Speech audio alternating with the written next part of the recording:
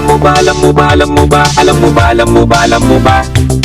Alam mo ba, alam mo ba, alam mo ba, alam mo ba, alam mo ba, alam mo ba? Alam mo ba, alam mo ba, alam mo ba, alam mo ba, alam mo ba, alam mo ba? Alam mo ba, alam mo ba, alam mo ba? Good day, how are you? I'm Almo, the host and creator of the Discovery Life. Please join me in the discoveries and introductions and more knowledge for your YouTube video viewers. I want to give fun and a little knowledge to you as a creator. Come join me and we will find out the cause of the death of the Queen's lead vocalist Freddie Mercury. Freddie Mercury, born Farrokh Bulsara, the 5th of September 1946 to the 24th of November 1991, was a British singer and songwriter who achieved worldwide fame as the lead vocalist and pianist of the rock band Queen. Regarded as one of the greatest singers in the history of rock music, he was known for his flamboyant stage persona and four-octave vocal range. Mercury defied the conventions of a rock frontman with his theatrical style, influencing the artistic direction of Queen.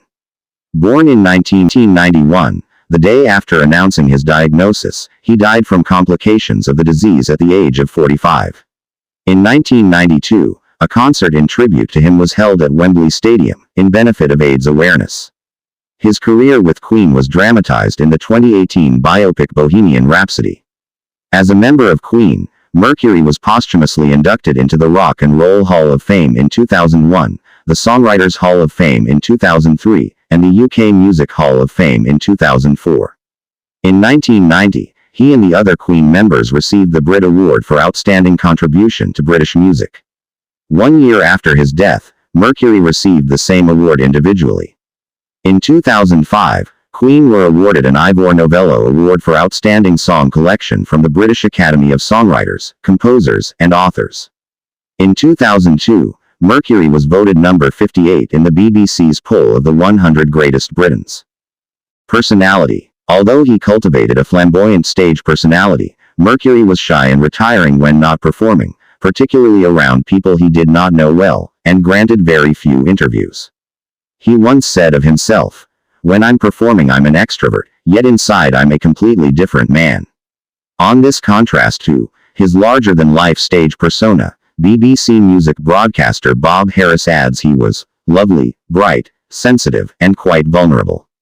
While on stage, Mercury basked in the love from his audience. Nirvana frontman Kurt Cobain's suicide note mentions how he admired and envied the way Mercury seemed to relish in the love and adoration from the crowd. Mercury never discussed his ethnic or religious background with journalists. The closest he came to doing so was in response to a question about his outlandish persona. He said, "That's something inbred, it's a part of me. I will always walk around like a Persian popinjay," an oblique reference to his Indian Parsi background. Feeling a connection to Britain prior to arriving in England, the young Bulsara was heavily influenced by British fashion and music trends while growing up. According to his longtime assistant Peter Freestone, if Freddie had his way, he would have been born aged 18 in Feltham. Harris states, "One of the things about Freddie was that he was very civilized and quite English. I'd go over to his flat near Shepherd's Bush in the afternoon, and he'd get out the fine china and the sugar lumps and we'd have a cup of tea." His flamboyant dress sense and the emergence of glam rock in the UK in the early 1970s saw Mercury wear outfits designed by Zandra Rhodes. When asked by Melody Maker in 1981 if rock stars should use their power to try to shape the world for the better, Mercury responded, "Leave that to the politicians. Certain people can do that kind of thing, but very few. John Lennon was one. Because of his status, he could do that kind of preaching and affect people's thoughts. But to do this you have to have a certain amount of intellect and magic together, and the John Lennons are few and far between. People with mere talent, like me, have not got the ability or power." Mercury dedicated a song to the former member of the Beatles. The song, "Life is Real, Song for Lennon," is included in the 1982 album Hot Space. Mercury did occasionally express his concerns about the state of the world in his lyrics. His most notable message songs are "Under Pressure," "Is This the World We Created?" a song which Mercury and May performed at Live Aid, and also featured in Greenpeace, the album There Must Be More to Life Than This, The Miracle, a song May called one of Freddie's most beautiful creations, and Innuendo. Mercury cared for at least 10 cats throughout his life, including Tom, Jerry, Oscar, Tiffany, Dorothy, Delilah, Goliath, Nico, Romeo, and Lily. He was against the inbreeding of cats for specific features, and all except for Tiffany and Lily, both given as gifts, were adopted from the Blue Cross. Mercury placed as much importance on these beloved animals as on any human life, and showed his adoration by having the artist Anne Ortman paint portraits of each of them. Mercury wrote a song for Delilah, his favorite cat of all, which appeared on the Queen album Innuendo. Mercury dedicated his liner notes in his 1985 solo album Mr. Bad Guy to Jerry and his other cats. It reads, "This album is dedicated to my cat Jerry, also Tom, Oscar, and Tiffany, and all the cat lovers across the universe. Screw everybody else." In 1987, Mercury celebrated his 41st birthday at the Pikes Hotel, Ibiza, Spain, several months after discovering that he had contracted HIV. Mercury sought much comfort at the retreat and was a close friend of the owner, Anthony Pike, who described Mercury as the most beautiful person I've ever met in my life. So entertaining and generous. According to biographer Leslie Ann Jones, Mercury felt very much at home there. He played some tennis, lounged by the pool, and ventured out to the odd gay club or bar at night. The birthday party, held on the 5th of September 1987, has been described as the most incredible example of excess the Mediterranean island had ever seen, and was attended by some 700 people. A cake in the shape of Antoni Gatta's Sagrada Familia was provided for Mercury. He just kept saying, "Write me more. Write me stuff. I want to just sing this and do it, and when I am gone you can finish it off." He had no fear, really. Justin Shirley Smith, the assistant engineer for those last sessions, said, "This is hard to explain to people, but it wasn't sad, it was very happy." Freddie, was one of the funniest people I ever encountered. I was laughing most of the time, with him. Freddie was saying of his illness, "I'm not going to think about it, I'm going to do this." After the conclusion of his work with Queen in June 1991, Mercury retired to his home in Kensington, West London. His former partner, Mary Austin, was a particular comfort in his final years, and in the last few weeks made regular visits to look after him. Near the end of his life, Mercury began to lose his sight, and declined so that he was unable to leave his bed. Mercury chose to hasten his death by refusing medication and took only painkillers. On the 22nd of November 1991, Mercury called Queen's manager Jim Beach to his Kensington home to prepare a public statement, which was released the following day. "Following the enormous conjecture in the press over the last 2 weeks, I wish to confirm that I have been tested HIV positive and have AIDS. I felt it correct to keep this information private to date to protect the privacy of those around me. However, the time has come now for my friends and fans around the world to know the truth, and I hope that everyone will join with me, my doctors and all those worldwide, in the fight against this terrible disease. My privacy has always been very special to me, and I am famous for my lack of interviews.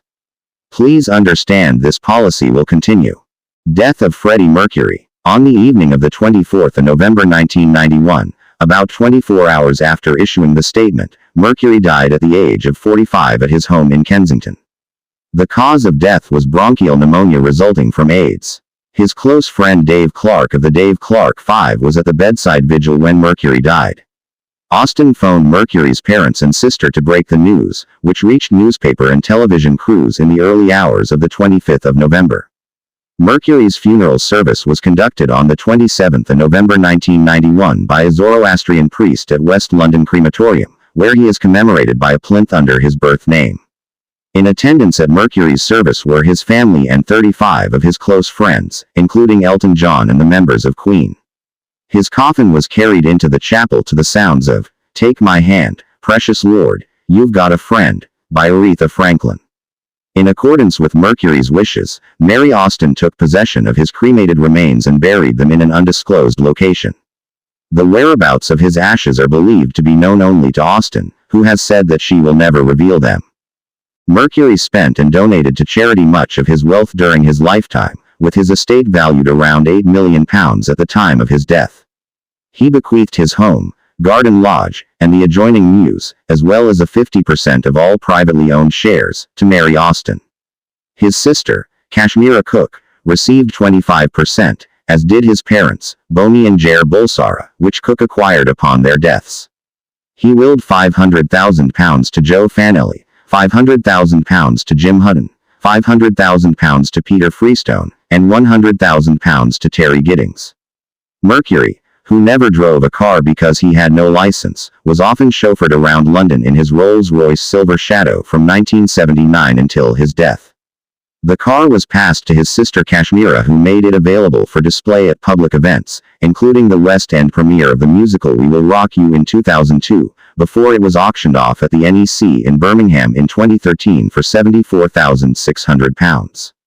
Following his death, the outer walls of Garden Lodge in Logan Place became a shrine to Mercury, with mourners paying tribute by covering the walls in graffiti messages. 3 years later, Time Out magazine reported that the wall outside the house has become London's biggest rock and roll shrine. Fans continued to visit to pay their respects, with letters appearing on the walls until 2017, when Austin had the wall cleared. Hutton was involved in a 2000 biography of Mercury, Freddie Mercury, The Untold Story, and also gave an interview for The Times in September 2006 for what would have been Mercury's 60th birthday. Subscribe to our channel for more engaging historical content and make sure to hit the notification bell to never miss an update. Like, share, and leave your thoughts in the comments section below. Thank you for joining us on this enlightening voyage. That's it, my friends, and I hope I have made you happy and give me a little knowledge. If you like the content, I invite you to subscribe and hit the notification bell for new videos that I will release, and please like the video for help and support in discovering life. Thank you and God bless. Alam mo ba, alam mo ba, alam mo ba, alam mo ba, alam mo ba, alam mo ba? Alam mo ba, alam mo ba, alam mo ba, alam mo ba, alam mo ba, alam mo ba? Alam mo ba, alam mo ba, alam mo ba, alam mo ba, alam mo ba, alam mo ba? Alam mo ba, alam mo ba, alam mo ba?